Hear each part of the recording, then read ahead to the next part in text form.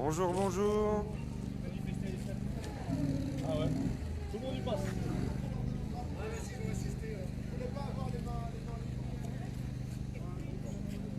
C'est parti, c'est bon. Ouais, je suis en direct, j'en attends du monde. Rebonjour les amis. Où sommes-nous? Où sommes-nous?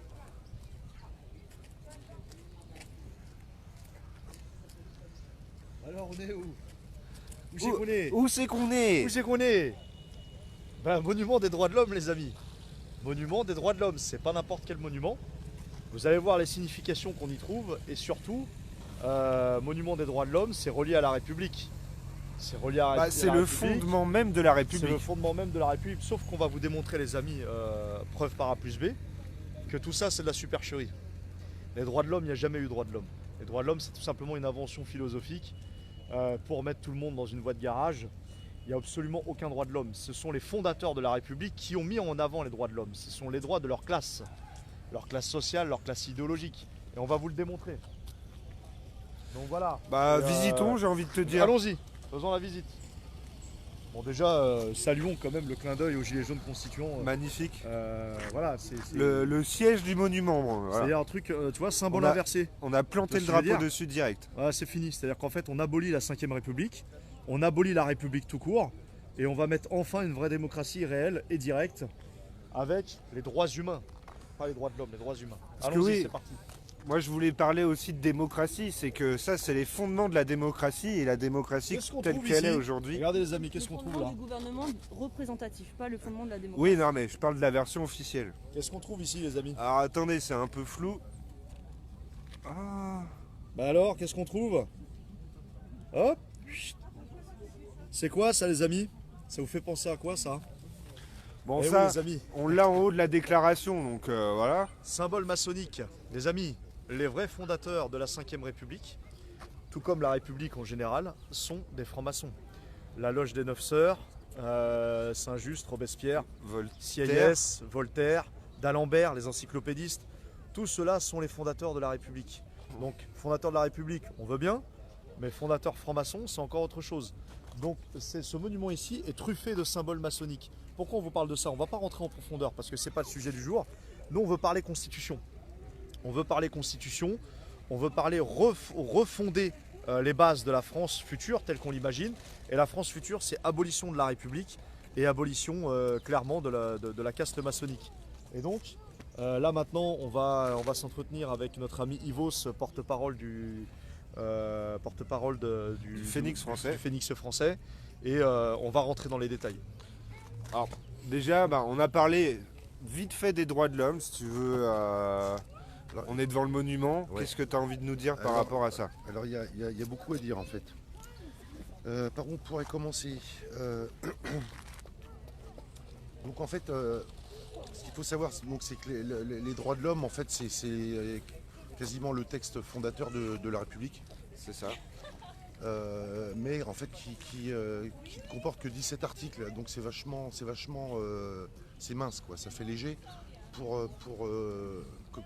au niveau valeur, si tu veux, c'est un peu léger. Bah, 17 surtout que articles. c'est un texte que tous les peuples du monde se sont réappropriés. Bah, se sont appropriés, puisque toutes les républiques à travers l'Occident, et puis si on y met avec l'Afrique, en fait toutes les républiques, toutes ces républiques-là fonctionnent sur le même modèle. Elles ont à peu près toutes les mêmes constitutions. Il y a quelques articles qui changent, parce que chacun adapte à son pays et à son mode de vie, mais quasiment toutes les républiques fonctionnent sur le même mode, et donc fonctionnent sur la base de la Déclaration des droits de l'homme française de 1789.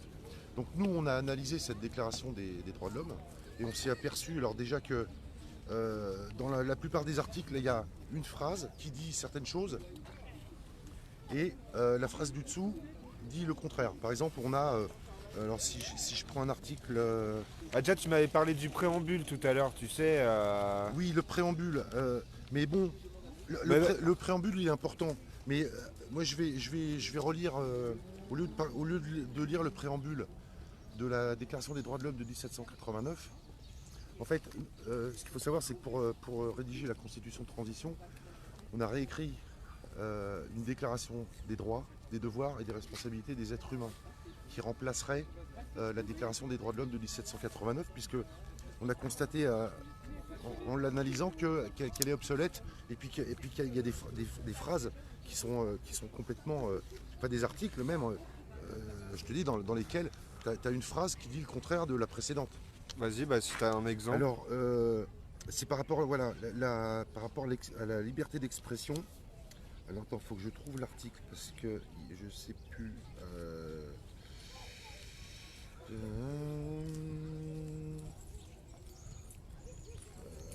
Désolé pour ce temps mort.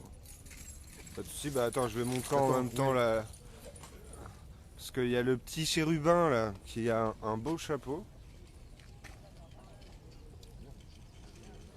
Voilà. Donc oui, La question, est-ce que vous trouvez ça très sain? Cet enfant tout nu avec un chapeau trafiqué. ah bah c'est à chacun de se faire son avis. Après, Un peu est-ce étrange. que de base les droits de l'homme sont très sains? C'est un peu la question qu'on vient poser. Voilà. Ah, vas-y, dis-nous. Donc là, voilà, donc c'est l'article 11, en fait, qui parle dans la Déclaration des droits de l'homme de 1789, qui parle de la liberté d'expression. Et donc cet article 11, il dit la libre communication des pensées et des opinions est un des droits les plus précieux de l'homme. Tout citoyen peut donc parler, écrire, imprimer librement, sauf à répondre de l'abus de cette liberté dans les cas déterminés par la loi. C'est-à-dire que c'est la loi qui détermine jusqu'où la liberté d'expression peut être affirmée. D'accord. Donc ce qui veut dire que la loi peut très bien annuler toute liberté d'expression.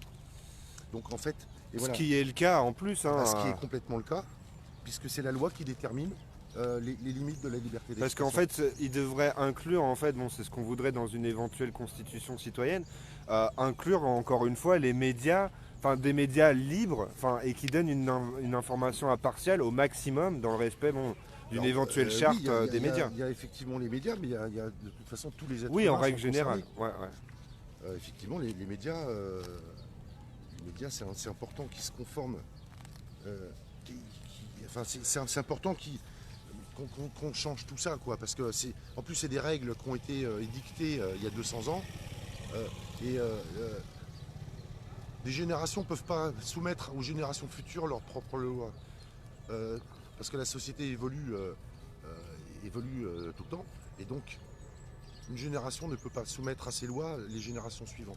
Bah, en plus, on le dit souvent, pour la Constitution, que c'est les morts qui gouvernent les vivants. Ouais, c'est ça. Et pour l'idéologie, du coup, c'est des morts 200 ans en Ouais, arrière et plus c'est qui exactement ça. nous imposent un schéma idéologique qui nous tue en plus quelque part. Parce que là, on est dans le néolibéralisme et tout ça, c'est lié aux droits de l'homme quelque part. Ouais. Parce que, oui, aussi à l'époque, ce qu'ils entendaient par la liberté, c'était la liberté d'entrepreneuriat, la liberté financière quelque part, plus que la liberté de l'homme, l'individualité de l'homme. Oui, parce qu'en fait, à l'époque, de toute façon, là, ceux qui étaient, quand on parlait des hommes ou des citoyens, c'était pas les gueux. Les hommes et les citoyens, c'était les notables, c'était les gens cultivés, c'était les juges, les avocats, les médecins. Tu connais la tous les citation de notables, quoi. Sieyès, tu sais, quand il explique que la France ne sera jamais une démocratie et qu'elle reste un régime représentatif. Ça montrait bien déjà, comme aujourd'hui d'ailleurs, ce sentiment de supériorité de classe et qu'il y a ceux qui savent et ceux qui ne savent pas, qui Oui, sont oui, les gueux, quoi. Et de toute façon, la République, elle s'est fondée là-dessus, puisque c'est encore une fois les notables qui ont établi toutes ces choses-là. Toute la Déclaration des droits de l'homme et toutes les constitutions, c'est les notables qui les ont établies. Et le populo n'a jamais eu droit au chapitre. Oui. Et d'ailleurs, dans le préambule de la Déclaration des droits de l'homme, en fait, c'est écrit dès la première phrase, c'est les représentants du peuple français, donc autoproclamés, constitués en Assemblée nationale, considérant que l'ignorance, l'oubli ou le mépris, machin. Donc en fait, les représentants du peuple français se sont autoproclamés et autoconstitués en Assemblée nationale. Oui, c'est Donc ça. dès le départ. Donc dès le départ, les mecs, c'est eux qui ont écrit toutes les règles du jeu. Et donc... Moi j'aime bien citer l'ouvrage d'Henri Guillemin, tu sais, Silence aux pauvres. ouais. Où à l'époque c'était ça, ils ont fait une genre de... Enfin, ils ont eu la main mise sur le processus constituant. Complètement. Et après ils ont fait les règles du jeu. Après, de toute façon, ils l'ont jamais lâché, puisque le principe, c'est de... De toute façon, le but du jeu, c'est de prendre le pouvoir, de prendre le contrôle. Donc, Puis on en vient 200 ans et plus puis tard une fois à que- expliquer que c'est pas aux représentants d'écrire les règles des représentés, quoi, tout simplement. là, pour le coup, c'est une nouveauté. Parce que ça, on l'a. Oui, on l'a non, jamais vu, mais on l'a- voilà. Non, mais ça ne s'est jamais passé, en fait, dans toute l'histoire. C'est vrai. Que les représentés écrivent eux-mêmes les règles de la représentation. Ça, c'est vraiment c'est une nouveauté. Et donc, nous, avec la constitution de transition, bien évidemment, on tend vers ça et on amène et on propose un outil, en fait, qui va amener à réécrire, à ce que les représentés écrivent eux-mêmes les règles de la représentation. C'est ça. Est-ce que tu as autre chose à dire sur la déclaration des droits de l'homme avant d'en arriver à l'article 16 qu'on parlait tout à l'heure, tu sais, pour la... Et ben moi, j'aurais bien voulu lire, le préambule. Oui. Le préambule de la déclaration des droits, des devoirs et des responsabilités des êtres humains. Alors donc c'est... Alors, pour rappeler, en fait, donc tu as travaillé pendant des années avec le Phénix français sur une constitution transitoire, Ouais. et vous avez vu la nécessité de réécrire une charte idéologique façon droits de l'homme. Oui, parce qu'en fait, toute société en fait est fondée sur un socle de valeurs communes. C'est-à-dire que pour organiser une société ou une communauté, quelle qu'elle soit, on est obligé d'avoir tous des valeurs communes. Parce que sinon, c'est pas gérable. Donc il nous faut déjà des valeurs communes. Et à partir de ces valeurs, donc ça c'est le socle sur lequel après va se fonder la société. Et donc à partir de ce socle de valeurs, là on établit une constitution. C'est ça. Voilà. Donc là, si on considère que la déclaration, donc le socle de valeurs est obsolète, eh ben on redéfinit un nouveau socle des valeurs. Et on redéfinit une nouvelle constitution, une nouvelle organisation des pouvoirs publics. Oui, chose qui n'avait pas été... enfin, personne n'avait mis le doigt dessus à travers tous les ateliers constituants qui ont lieu depuis des années. On est resté sur la constitution sans penser à cette idéologie, ouais. encore une fois. Ouais. Enfin, pour certains, depuis longtemps, on condamne un peu les droits de l'homme, voilà, sur qui les a écrits et les conséquences que ça a donné. Mais le Phénix français, c'est vraiment le premier groupe à mettre le doigt dessus et à essayer de trouver quelque chose de nouveau, en fait. Parce qu'il ne me semble pas avoir vu nulle part d'autres personnes qui se soient penchées sur la déclaration des droits de l'homme. Alors que c'est de toute façon, c'est la base. Parce que, encore une fois, comme je le disais tout à l'heure, la République a été fondée sur la déclaration des droits de l'homme. C'est vraiment le texte fondateur de la République. Donc effectivement, personne d'autre s'est penché sur la question, alors que quand on sait qu'il faut réécrire toutes les règles du jeu, eh ben, il faut commencer obligatoirement par le socle. C'est-à-dire que le socle, ça va être la fondation, quoi, sur laquelle tout le reste va reposer. Vas-y, du coup... Donc là, je vais lire le préambule. Alors donc, rappelle-nous, je le dis comme ça, la nouvelle version des droits de l'homme, qui est une proposition, enfin, oui, en tout cas c'est pour une l'instant. proposition qui va avec... C'est une réflexion, on va dire. Non, c'est plus qu'une réflexion. Oui, c'est un travail abouti, mais voilà. C'est avec des valeurs. Si tu veux, on a monté les curseurs pour la déclaration des droits, des devoirs et des responsabilités des êtres humains. Parce que dans la déclaration des droits de l'homme de 1789, il y a 17 articles. Là, on en a 54, je crois. On a 54 articles. Donc, tu vois, c'est plus poussé. Et il y a plus de choses qui sont définies, si tu veux, là-dedans. Donc, le préambule de la déclaration des droits, des devoirs et des responsabilités des êtres humains.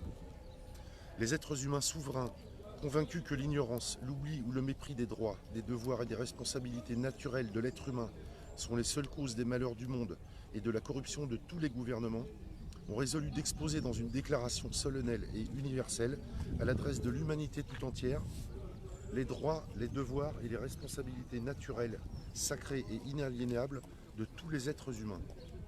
Que cette déclaration, constamment présente et à l'esprit de chacun, nous rappelle sans cesse nos droits, nos devoirs et nos responsabilités sacrées, imprescriptibles et inaliénables, et qu'elle soit respectée par tous, sans aucune exception ni distinction, quelles que soient les circonstances dans un monde en perpétuelle évolution.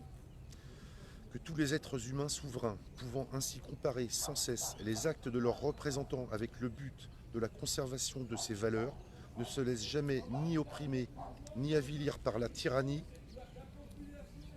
et afin qu'ils aient toujours devant les yeux et dans leur esprit les bases de leur liberté et de leur épanouissement.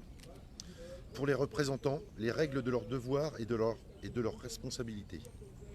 Chaque être humain peut se prévaloir de tous ses droits, de ses devoirs et de ses responsabilités et de toutes les libertés proclamées dans la présente déclaration. Cette déclaration solennelle porte l'épanouissement et l'émancipation de chacun pour le bonheur et la paix entre tous les êtres humains. En conséquence, les êtres humains souverains, forts de leurs droits, de leurs devoirs et de leurs responsabilités, reconnaissent et proclament ci-après les droits, les devoirs et les responsabilités sacrées et inaliénables de tous les êtres humains. Voilà, ça c'est le préambule. Donc pour ceux qui se donneront la peine d'aller lire le préambule, enfin de comparer le préambule de la, Ouais, la on le déclaration rappelle de sur. 789 avec celui-là, C'est pas la même, ouais. c'est pas la même chose. Là déjà on ne parle plus des droits de l'homme, on parle des droits, des responsabilités, des droits, des devoirs et des responsabilités des êtres humains. Non, 1980. Ouais, ouais. Non, c'est un monument érigé en l'honneur de la Déclaration des droits de l'homme. Voilà, oui. Je voulais te demander, alors, au niveau juridique, parce que par exemple, je vais Attends, prendre- je bouge parce que j'ai le soleil en pleine face là. au niveau juridique, tu sais, par exemple, dans notre déclaration des droits de l'homme aujourd'hui, on a un article sur l'insurrection, tu sais, qui est nécessaire quand le pouvoir abuse de ses pouvoirs, etc. Ouais. Mais qui n'est pas applicable là demain. Non, parce que en fait, c'est l'article 35 de la Constitution de 1793, D'accord. mais qui n'a jamais. En fait, cette Constitution n'a jamais été ratifiée. Ah, je crois que c'était Donc- dans les droits de l'homme aussi. Non, c'est l'article 35 de la Constitution de 1793, donc qui n'a jamais été ratifié. Donc elle n'a jamais vu le jour. Donc en fait, c'est un vœu pieux. Bah, en fait, Ça- ma question, elle allait vers là, c'est Et je- par rapport aux droits de l'homme aujourd'hui, est-ce que cette déclaration fait preuve de droit juridique, c'est-à-dire que tu peux t'appuyer dessus pour justifier quelque chose, tu vois ce que je veux dire? Bien sûr, puisque C'est- c'est le Parce but que du les jeu. déclarations des droits de l'homme, c'est pas du tout le cas. On te la pose, on te dit voilà, c'est bien beau tout ça, mais si tu veux en appeler à la déclaration des droits de l'homme, bon, il y a un parlement, un conseil des droits de l'homme qui fait sa sauce, mais en tant que citoyen, on peut pas se prévaloir des droits de l'homme et attaquer la République, par exemple. Alors que- Aujourd'hui, non. Bah, d'ailleurs, Éventuellement, à une certaine époque, on pouvait encore le faire, mais de toute façon, là, ils ont tellement tout verrouillé, si tu veux, que, en fait, on peut plus rien faire. On peut plus rien faire. À part faire ce que font les gilets jaunes, il n'y a plus d'autres moyens de se faire entendre. oui, c'est ça. Et puis, de toute façon, et puis avec l'histoire du RIC, voilà, c'est clair et net. C'est-à-dire que les mecs, ils ont dit niet. Niet. Le RIC, jamais. Ah, ça, on en parlera tout à l'heure sur Ouais. la prochaine OP. Mais ouais, Euh, c'était juste pour faire une petite Pour parenthèse. vite fait. introduire donc cette... Et tu Vas-y. vois, alors justement, nous, cet article 35, on l'a mis dans la déclaration des droits, des devoirs et des responsabilités des êtres humains, parce que c'est incontournable. Alors, je sais plus, je sais plus quel article c'est.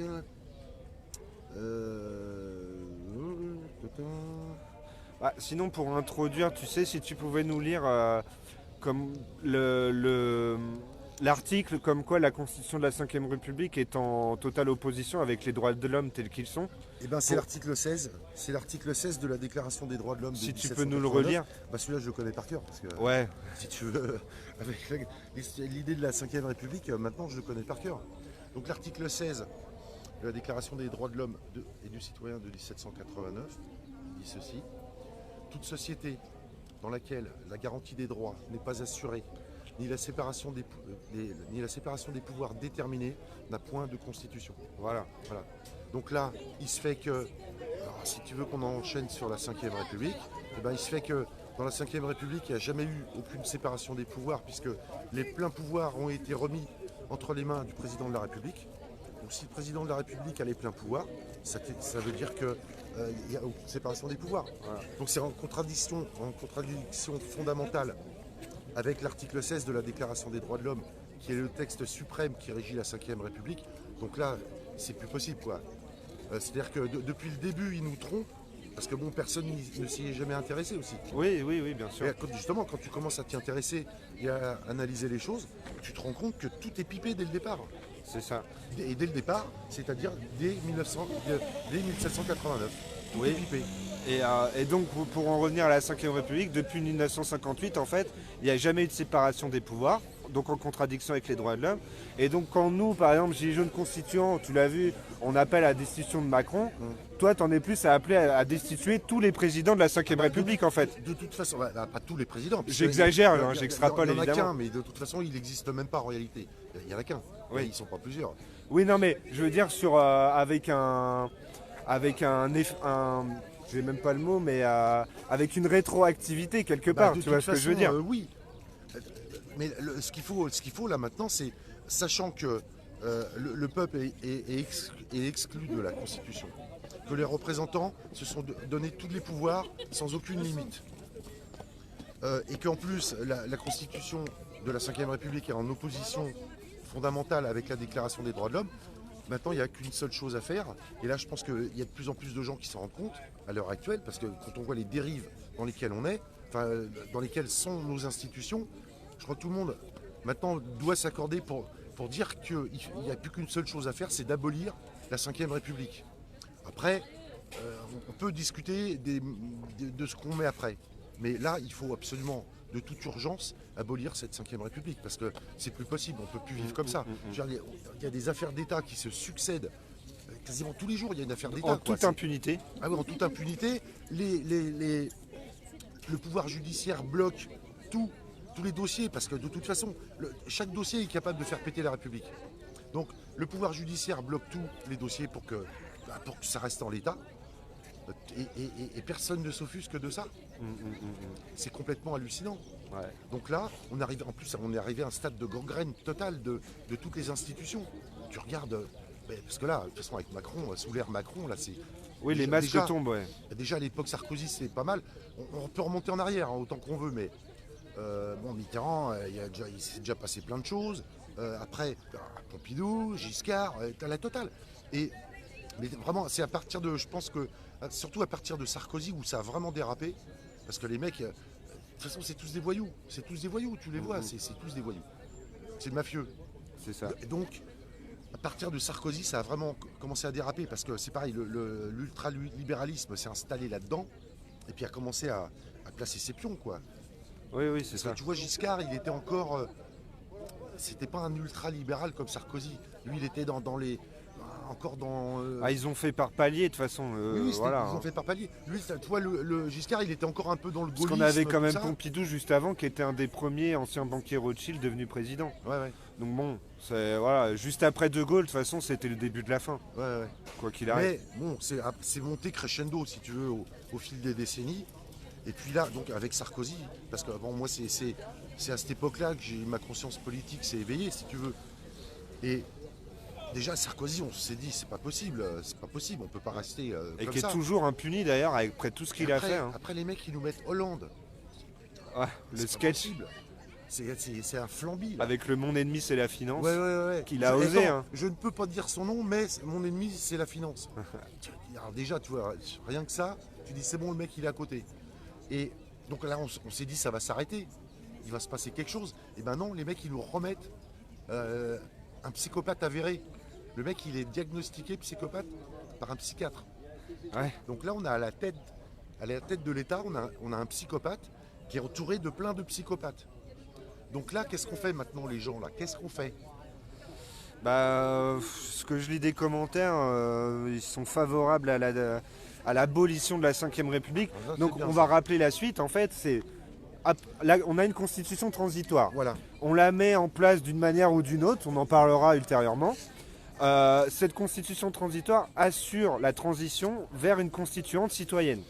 Alors, c'est pas tout à fait ça, je vais le dire avec mes mots. Vas-y. C'est que déjà, là, en fait, si on proclame si on proclame une constitution de transition, elle abolit de fait la Ve République.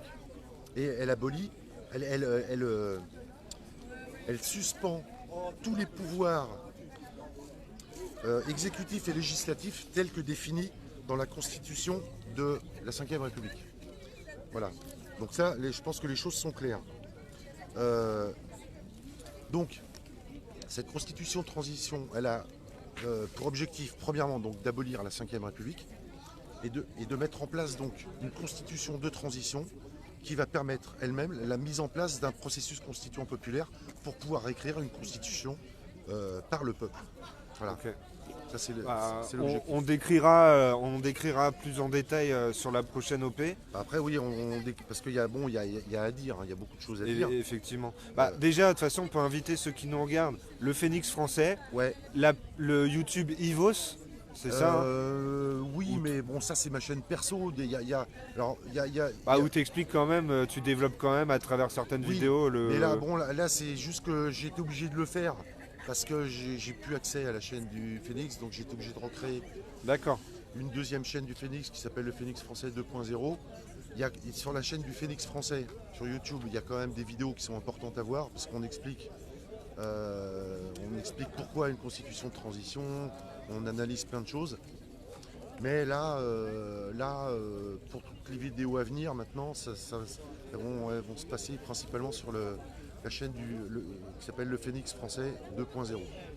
Ok. On a aussi donc la page Facebook et on a un site internet, c'est www.le-phénix-français.fr. Donc là où il y a la Super. constitution de transition, la déclaration des droits, des devoirs et des responsabilités des êtres humains, et puis toutes les vidéos de la chaîne YouTube, Alors, etc., en, etc. en guise de dernière question, je vais te lancer sur le sujet, sinon nos internautes seront déçus. On nous parle beaucoup de franc-maçonnerie. Ouais.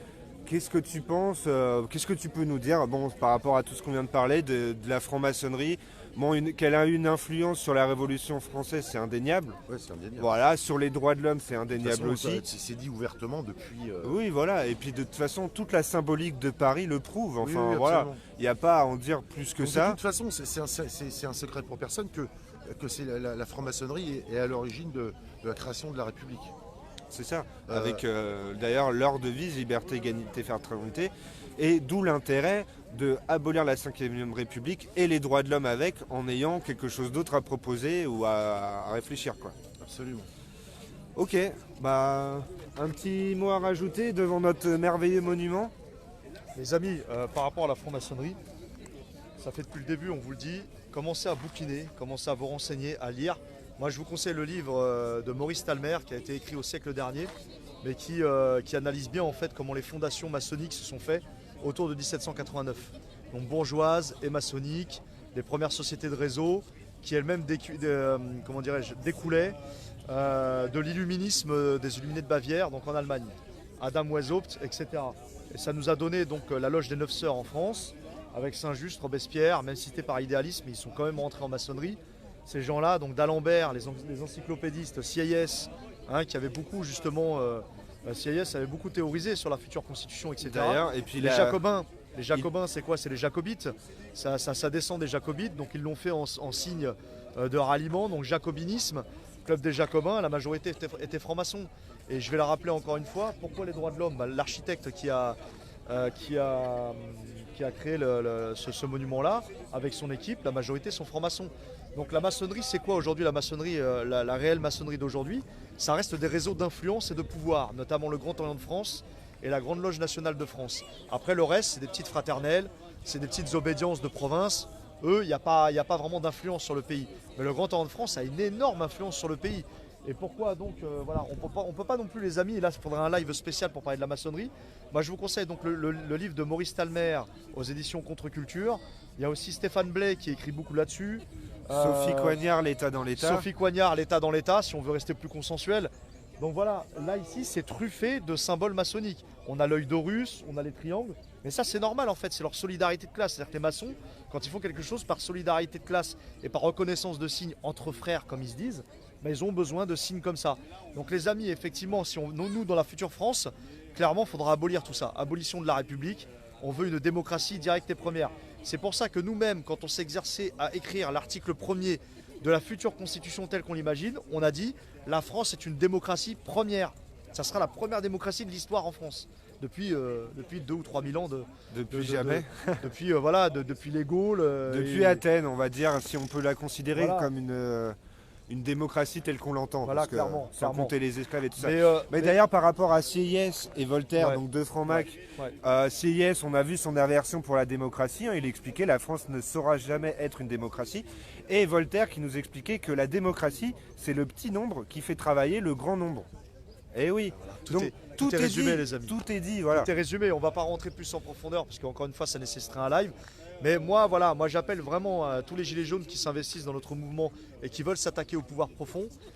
Donner des sources, c'est très important. Quand vous parlez de la franc-maçonnerie, dites pas simplement c'est les francs-max, c'est la Non, donnez des noms. Franc-max, Donnez des satanisme, noms. c'est des raccourcis Voilà, trop donnez des faciles. noms, donnez des loges et donnez des sources, c'est très important parce que sinon nos ennemis, les oligarques, ils vont nous tomber dessus, ils vont nous traiter de complotistes, de bons à rien, de schizophrènes, de branquignoles. De Voilà, branquignol. on a vu ça. Ah, c'est notre Donc mot voilà, préféré. soyez maintenant. précis dans les sources, les amis. Et maintenant, il est temps qu'on voit les choses en face. On a un pouvoir profond, on les affronte de face. On essaie de les dénoncer, de les mettre en lumière, mais on sait très bien que l'idéologie qui sous-tend le nouvel ordre mondial, qui sous-tend les think tanks mondialistes comme le siècle, etc., c'est forcément la maçonnerie.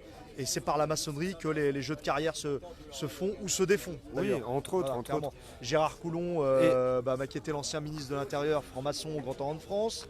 Voilà, Manuel Valls, il est passé par le Grand Orient de France. Là, je vous donne des noms que vous connaissez. Là, on mais il y en a rappelle tellement. la fraternelle parlementaire. Bon, on va en parler tout à l'heure. 400 francs-maçons sur 577, quoi. Exactement. Donc tout est dit. Et moi je voulais rebondir là-dessus. Pourquoi on a invité Ivos aujourd'hui, donc le Phénix français? Parce que la radicalité qu'il présente, en commençant par l'abolition de la Ve République, l'abolition de la Déclaration des droits de l'homme, bah clairement c'est vers là où on se dirige. Et en fait, comme dit C'est Ivos, la seule solution, les amis. il n'y a pas d'autre truc à faire. C'est on abolit tout ça, on écrit notre constitution, On notre écrit tout. démocratie première, On écrit tout. ou le régime qu'on aura choisi tous ensemble, enfin le système politique, parce qu'on l'appellera pas le régime celui-là. Et voilà, on change tout. Et surtout, c'est bon, faut arrêter avec les corps intermédiaires. Faut arrêter avec à toujours passer par des réseaux pour arriver à ses fins. C'est fini ça. Donc, moi, comment je l'imagine, la future France, on ferme les loges maçonniques, clairement. Tout ça, c'est fini. S'ils veulent faire de la philanthropie ou de la philosophie, ils vont créer des associations loi 1901 claires, nettes et précises, ouvertes au grand public. Et là, ils pourront faire des échanges philosophiques, il n'y a pas de problème.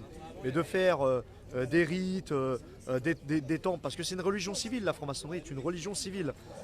Elle avait pour but de détruire le christianisme et de mettre une religion à la place, sauf qu'elle s'est transformée petit à petit au consumérisme. On va pas Voilà. partir trop loin. C'est vrai qu'on n'a pas abordé le thème de la laïcité, mais qui est sous-tendu par tout ce qu'on vient de dire Entendu, depuis les tout à l'heure. créateurs de la laïcité, Émile Combes était un franc-maçon du Grand Orient de France. Donc voilà les amis, la boucle est bouclée. On vous dit à tout à l'heure. Bon voilà, je vous refais un dernier tour de ce magnifique monument. Oui, la laïcité, voilà.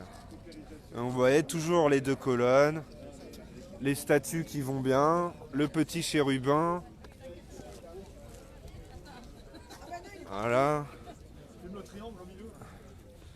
Ah, il y a là, bon, vous le connaissez ça, le triangle des droits de l'homme. C'est comme le billet, ah, j'ai pas ramené mon billet $1 américain, mais bon, voilà, ils mettent leur marque de fabrique partout. Mais bon, on le sait, mais c'est tellement sous nos yeux, en fait, qu'on s'habitue tellement à tout ça. Voilà, je pense qu'il y aurait, on pourrait faire du décodage de symboles. Je vous invite à regarder la vidéo de Stéphane Blais qui était venu ici, un ancien franc-maçon qui avait parlé de tout ça. Et où il décrit, d'ailleurs il décrit, je vais vous montrer, ce fameux, je vais vous laisser là-dessus, vous voyez, le triangle là, avec le truc au milieu, et ce trou-là, ce trou-là, qui appelle quelque chose, donc je vous laisse réfléchir là-dessus, et je vous dis à tout à l'heure.